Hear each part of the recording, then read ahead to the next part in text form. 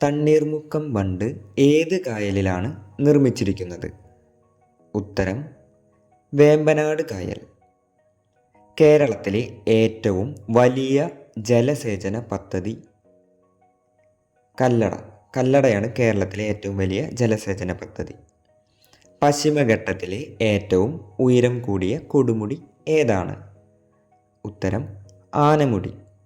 കേരളത്തിലെ ആദ്യത്തെ റെയിൽ പാത നിർമ്മിക്കപ്പെട്ട വർഷം? 1861. 1956 കേരളം രൂപീകരിക്കുമ്പോൾ എത്ര ജില്ലകൾ ഉണ്ടായിരുന്നു? ഉത്തരം 5. കേരളത്തിൽ ഏറ്റവും കൂടുതൽ കാണപ്പെടുന്ന മണ്ണിനം ഏത്? ഉത്തരം ലാറ്ററൈറ്റ് മണ്ണ്.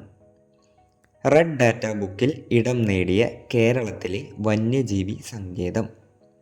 ഉത്തരം പറമ്പിക്കുളം. കേരളത്തിൽ പടിഞ്ഞാറോട്ട് ഒഴുകുന്ന നദികളുടെ എണ്ണം എത്രയാണ്? ഉത്തരം 41. കേരളത്തിലെ ആദ്യത്തെ ജലവൈദ്യുത പദ്ധതി ഏതാണ്?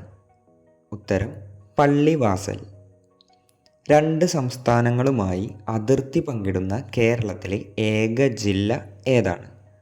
ഉത്തരം വയനാട്.